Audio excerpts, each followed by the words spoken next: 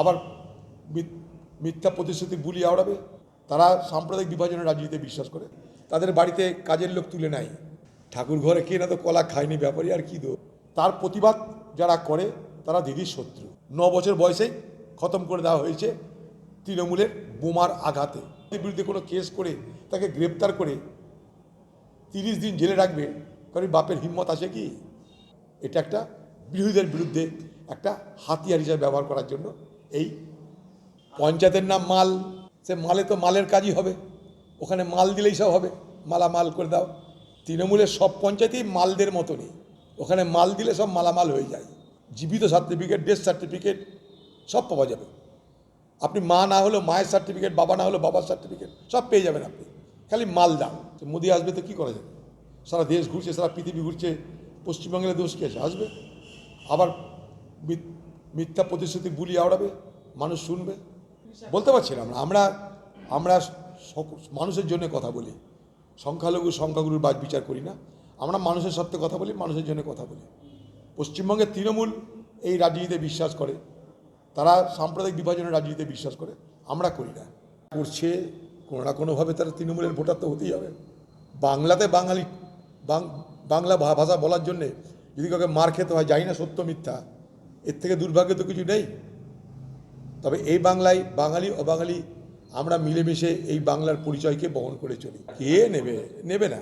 এখানকার মুখ্য সচিব সে তো তৃণমূলের তল্পি বাহক, সে তাকে এক্সটেনশন দিয়েছে, তার কি করার ক্ষমতা আছে? সে আমাদের এখানকার ডিএম ছিল, লোকটা ভালো, সে কী করবে? কিচ্ছু হবে না। হয়তো কোনো সেই বিচারপতি কখনো তৃণমূল সরকারের বিরুদ্ধে রায় দিয়েছিল, তাই বিভিন্ন বাহানা করে এটা করা হচ্ছে। তো বিচারপতিদের ধমকাচ্ছে না এরা। বিচারপতি যারা ছোটোখাটো কোর্টের বিচারপতি, তাদের বাড়িতে কাজের লোক তুলে নেয়, তাদের বাড়িতে পুলিশ সিকিউরিটি তুলে নেয়, তাদের বাড়িতে পরিষ্কার পরিচ্ছন্ন করার জন্য লোক পাঠায় না, জল সরবরাহ বন্ধ করে দেয়, বিদ্যুৎ সরবরাহ বন্ধ করে দেয়। এরকম খবর আমাদের কানেও আসে। ছোট ছোট কোর্টের যারা বিচারপতি আছে তাদের উপরে এই হামলা হয়, পরোক্ষে, সরাসরি না। তাদেরকে ডিস্টার্ব করা হয়, ইনকনভেনিয়েন্স তৈরি করা হয়, নানা রকম অসুবিধা তৈরি করা হয় পরিকল্পিতভাবে। ঠাকুর ঘরে কে না তো কলা খায়নি ব্যাপারী, আর কি দোষ? একা তো খায়নি, বালি চুরি কয়লা চুরি ভাগ দিয়েই খেয়েছে সবাই। এখানে চোরের ভাগ্যে টিকিট জোটে। আপনাদের বলে রাখি, এই রাজ্যে পঞ্চায়েতের টিকিট থেকে আরম্ভ করে বিধানসভার টিকিট 1, অঞ্চল সভাপতি থেকে আরম্ভ করে জেলা সভাপতি 2, সর্বত্র অকশান হয়, টেন্ডার হয়। যে বেশি পয়সা দিবে সে নেতৃত্ব পাবে, যে বেশি পয়সা দিবে সে টিকিট পাবে। এটাই বাংলার দস্তুর। তৃণমূল এই দস্তুর বাংলায় চালু করেছে। আক্রমণে কী হবে না হবে, আমরা মানুষের জন্য আন্দোলন করি, সেই আন্দোলন মানুষের জন্য। সেখানটায় সংখ্যালঘু সম্প্রদায়ের জন্য তো শুধু আমরা আন্দোলন করি না। ওয়াকফটা একটা সম্পত্তি, সেটা আমাদের রাজ্যের মধ্যে পড়ে। ওয়াকফ নিয়ে কিছু বলা মানে সেটা শুধুমাত্র মুসলমানদের জন্য বলা নয়। ওয়াকফ একটা সম্পত্তি, সেই সম্পত্তি ব্যবহার করে সংখ্যালঘু মুসলমানদের, গরিব মানুষদের, তাদেরকে অনেক কিছু আর্থিক সহযোগিতা, তাদের পরিকাঠামোগত সহযোগিতা, তাদের স্বাস্থ্য পরিষেবার সহযোগিতা, অনেক কিছু করা যেতে পারে। সে সম্পত্তিগুলো লুট হচ্ছে বাংলায়। দেবত্ব সম্পত্তি লুট হচ্ছে, সেখানে আমরা বলি। ওয়াকফ সম্পত্তি লুট হচ্ছে, সেটাও আমরা বলি। সারা বাংলা লুট হচ্ছে, সেটাও বলি আমরা। আর ওয়াকফ সম্পত্তি নিয়ে যে আইন আনছে কেন্দ্র সরকার, আমরা তার প্রতিবাদ পার্লামেন্টের মধ্যে করেছি, পার্লামেন্টের বাইরে করেছি, সারা দেশ জুড়ে করেছি, এখানেও করবো। যারা তো নির্বাচন কমিশনের কিছু করার ক্ষমতা নেই, কিন্তু নির্বাচন কমিশন কাউকে ডেপুটেশন নিতে পারে, এটা আইন বলছে। আমি নির্বাচন কমিশনের পক্ষে কোনো ওকালতি করতে পারছি না, করছিও না, করবও না। আমি নিয়মের কথা বলছি। যদি দম থাকে পশ্চিমবঙ্গ সরকারের, তাহলে নির্বাচন কমিশনকে অবজ্ঞা করবে, নির্বাচন কমিশন কোর্টে যাবে। টিএন সেশন এক সময় নির্বাচন করবো না ঘোষণা করে দিয়েছে, মনে করে দেখুন। তা সেরকম যদি দম থাকে নির্বাচন কমিশনের, তারা করবে। আর পশ্চিমবঙ্গ সরকারের ক্ষমতা তারা করবে। রাহুল গান্ধীর আন্দোলনটা নির্বাচন কমিশনের বিরুদ্ধে কিসের? রাহুল গান্ধী নির্বাচন কমিশনের বিরুদ্ধে আন্দোলনের একটাই, প্রত্যেকটা ভোটারের ভোট নিশ্চিত করতে হবে, তার লড়াই।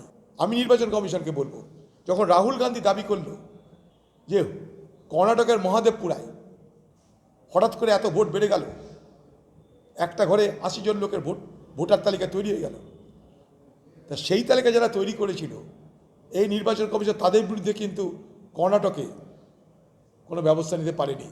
ভালো বোঝার চেষ্টা করুন। সেই নির্বাচন কমিশন পশ্চিমবঙ্গে ব্যবস্থা নিচ্ছে। এই দ্বিচারিতা নির্বাচন কমিশন করলে তার তো বিরোধিতা করতেই হবে আমাদের।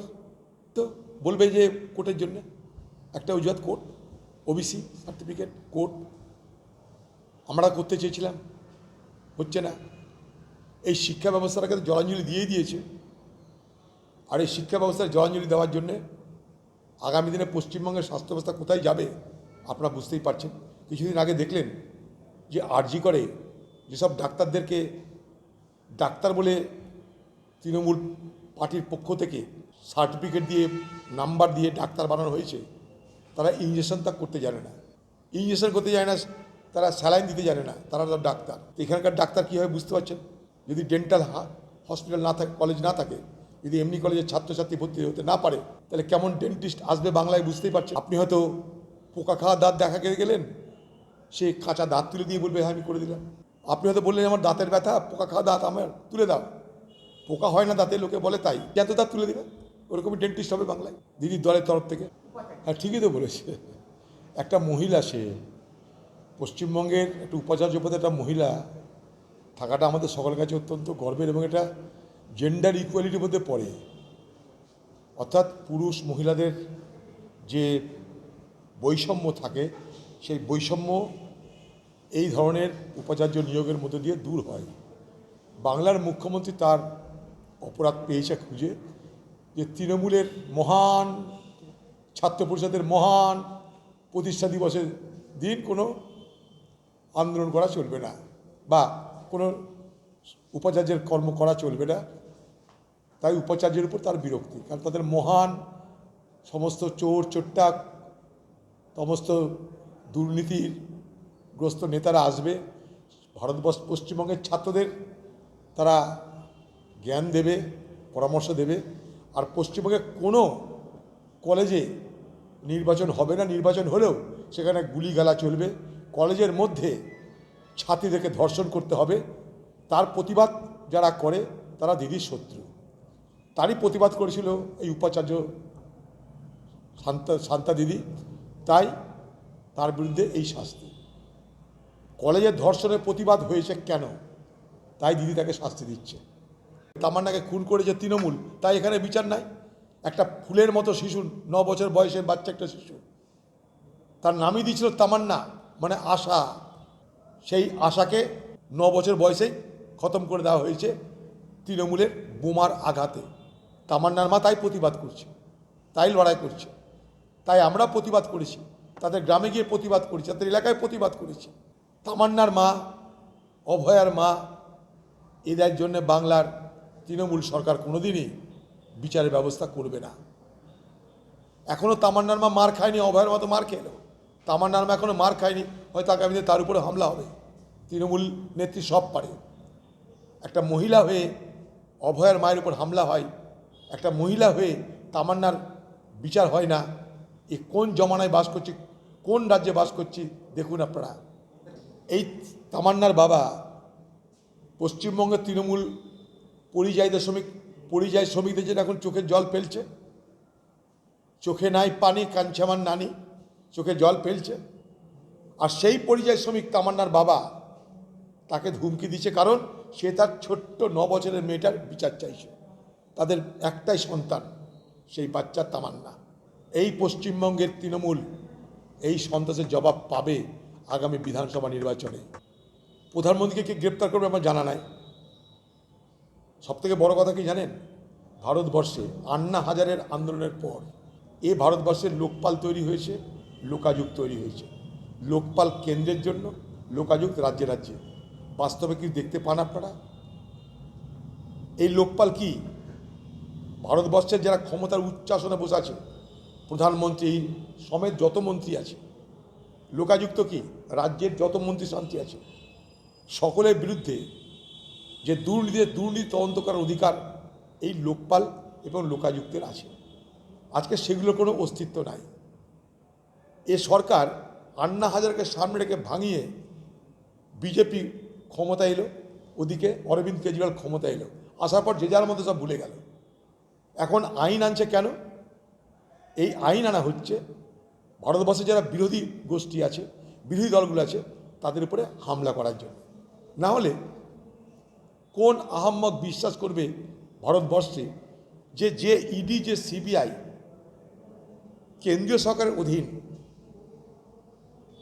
গৃহমন্ত্রীর অধীন, অর্থমন্ত্রীর অধীন, সে ভারতবর্ষের প্রধানমন্ত্রীর বিরুদ্ধে কোনো কেস করে তাকে গ্রেপ্তার করে 30 দিন জেলে রাখবে, কারণ বাপের হিম্মত আছে কি? না এটা এই ভারতবর্ষে সম্ভব?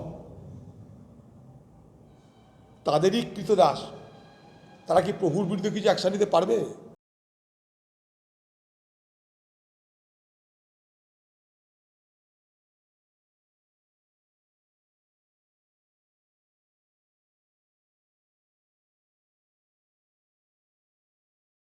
তো লোকপালকে শক্তিশালী করতো, লোকাযুক্তকে শক্তিশালী করতো, করেনি। এই চালাকিটা কেন? এটা একটা বিরোধীদের বিরুদ্ধে একটা হাতিয়ার হিসাবে ব্যবহার করার জন্য এইসব চলছে। ওয়াকফ আইনের বিরুদ্ধে কংগ্রেস সারা দেশ জুড়ে প্রতিবাদ করেছে, আমরা মুর্শিদাবাদে প্রতিবাদ করেছি। আগামী দিনে কংগ্রেসের পক্ষ থেকে, এই মুর্শিদাবাদ জেলার পক্ষ থেকে আমরা কলকাতাতে এই ওয়াকফ আইনের বিরুদ্ধে আমরা আন্দোলন করব। এবং ওয়াকফ আইনের বিরুদ্ধে যে আন্দোলন, সেই আন্দোলনে পুলিশের জুলুমের তীব্র নিন্দা করছি আমি। পশ্চিমবঙ্গ সরকারের কাছে দাবি করেছি আমরা কংগ্রেসের পক্ষ থেকে, এখানে ওয়াকফ আইনের বিরোধিতা করে দাবি করেছি পশ্চিমবঙ্গে ওয়াকফ সম্পত্তির শ্বেতপত্র প্রকাশ করা হোক। পশ্চিমবঙ্গে 1,48,247টা ওয়াকফ সম্পত্তি আছে। পশ্চিমবঙ্গে ওয়াকফ সম্পত্তি লুটে খাওয়া হচ্ছে। পশ্চিমবঙ্গে ওয়াকফ সম্পত্তির লুট চলছে। লুট মানে লুট। সারা পশ্চিমবঙ্গে হাজার হাজার কোটি টাকার ওয়াকফ সম্পত্তি আছে, তার কোনো হিসাব নাই। সেগুলো বেসরকারি হাতে চলে যাচ্ছে। ওয়াকফের কাছ থেকে নানা ফন্দি ফিকির করে আজকে সরকারি দলের নেতা মন্ত্রী সেগুলো মেরে খাচ্ছে। তাই আমরা কংগ্রেস দলের পক্ষ থেকে দাবি করেছিলাম যে পশ্চিমবঙ্গে ওয়াকফ সম্পত্তি কত আছে তার শ্বেতপত্র প্রকাশ করা হোক, সেখানে রোজগার কত তা প্রকাশ করা হোক, সেই রোজগার বাড়ানো যায় কী করে তার জন্য আলোচনা করা হোক। কারণ সাচার কমিটি রিপোর্টে বলা হয়েছিল যে ভারতবর্ষে যে ওয়াকফ সম্পত্তি আছে সেগুলোর আন্ডার ইউটিলাইজেশন হয়, অর্থাৎ যা তার মূল্য চাপ সেখানে ব্যবহার্য হয় না, ফলে রোজগার নাই। আজকে টালিগঞ্জ যেখানে সিনেমা হয় সেটা কিন্তু ওয়াকফ সম্পত্তি। ক্যালকাটা রয়্যাল গল্ফ ক্লাব ওয়াকফ সম্পত্তি। হাজার হাজার কোটি টাকার সম্পত্তি, এগুলো 500 টাকা 1000 টাকায় সব ভাড়া দিয়েছে সরকার। কেন? তার বিরুদ্ধে আমাদের প্রতিবাদ। কলকাতার বুকে পুলিশ নামিয়ে এই প্রতিবাদ ঠেকানোর চেষ্টা পশ্চিমবঙ্গের তৃণমূল করতে পারে। এই কলকাতার বুকে মুর্শিদাবাদ জেলার পক্ষ থেকে আমরা বলে গেলাম আপনাদেরকে, মুর্শিদাবাদ জেলার পক্ষ থেকে আমরা কলকাতার বুকে এই ওয়াকফ সম্পত্তির শ্বেতপত্র প্রকাশের দাবি নিয়ে আন্দোলন করব। দাদা 2 মাস পার হয়ে গেছে, এখনো তামান্না খুনের বিচার হয়নি।